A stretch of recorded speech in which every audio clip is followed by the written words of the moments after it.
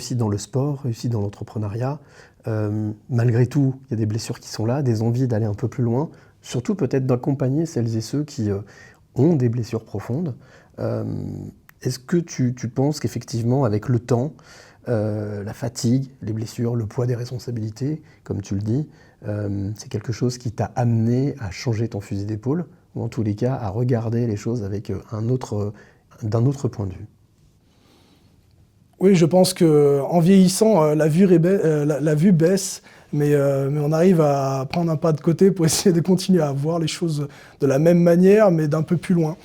Les choses ne changent pas, réellement. Souvent on dit, ouais, ton monde change. Moi, je pense pas que mon monde change, c'est ta vision du monde qui change. Les arts martiaux, voilà, c'est quand même une construction vers l'éternité qui doucement va vers la transmission.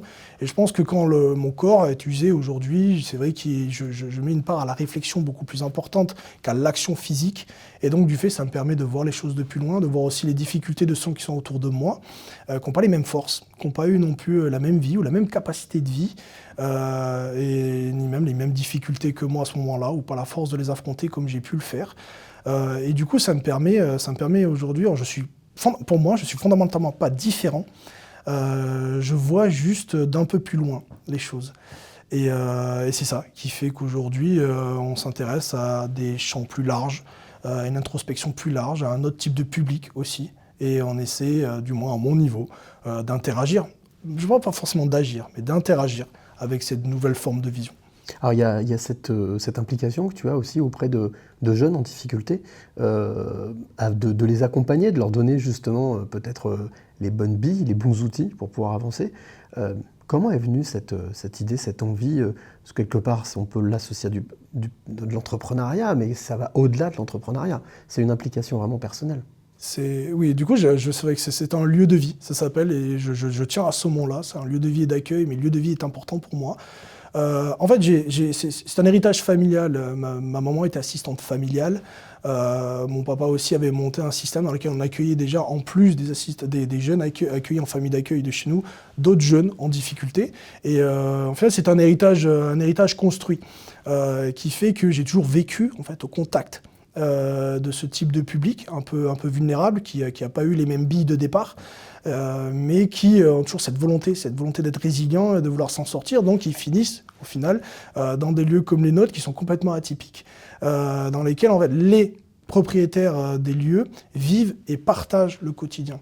Il n'y a pas de roulement, il n'y a pas d'éducateurs, ce sont simplement des familles qui acceptent de choisir cette contrainte, parce que c'est une contrainte, parce que c'est mettre entre parenthèses une vie qu'on aurait pu construire simplement avec les gens qu'on a choisis, et de la confronter en permanence, et de la vivre et de la partager avec des jeunes qui ont souvent perdu l'envie de vivre, ou perdu tout repère, ou toute envie d'avancer.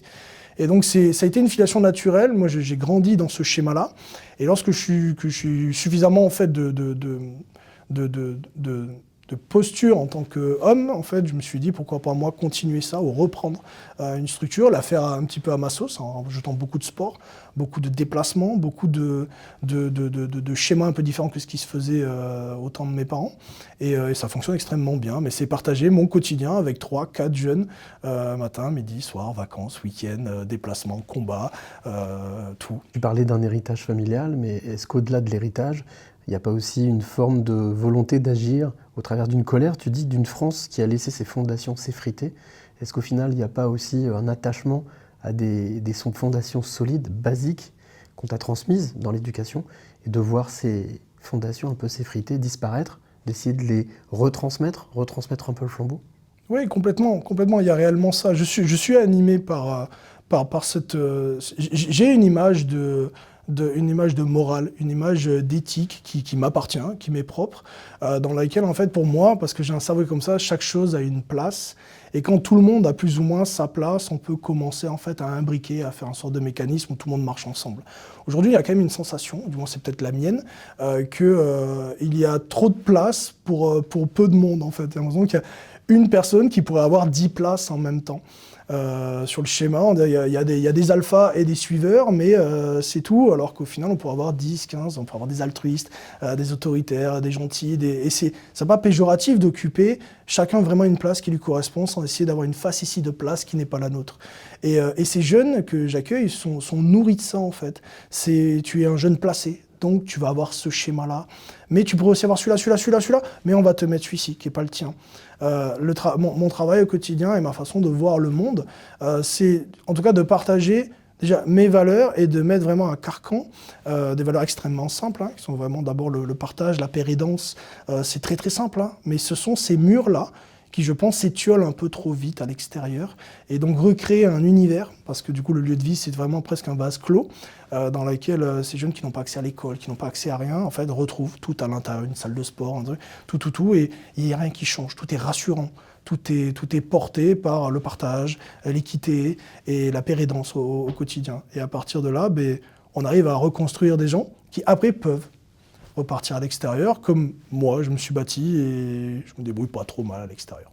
Lorsque tu vas dans ce centre, ou en tout cas dans ce centre d'hébergement, d'accueil, d'accompagnement, est-ce que tu t'autorises, en regardant ces jeunes justement évoluer au fur et à mesure, à une certaine émotion, en te disant c'est grâce à nous, grâce à mon héritage, ou à te dire voilà peut-être que la relève est là et d'avoir quand même malgré tout une forme de satisfaction? Alors l'émotion pour moi est compliquée, je suis vraiment dans la méthode. Pour moi, je suis comme ça, je suis construit comme ça. J'ai pas réellement d'émotion dans le schéma de réussite alors qu'on a une très très grande réussite. Il y a une satisfaction quand on t'appelle 3-4 ans après, tu deviens parrain. Là j'ai une émotion, mais je dis mince, il m'appelle parce que voilà, ou des fois j'entends que son fils va porter mon prénom alors que le gamin, techniquement, on n'a pas une belle entente et j'ai essayé de faire du mieux que j'ai pu, il est parti, mais au final pour lui on ne sait pas comment ça se transforme dans la tête de quelqu'un, comment il porte en fait le message et ses valeurs qu'on essaie de transposer, qui à ce moment-là sont souvent des frictions, vu qu'on essaie de mettre quelque chose dedans.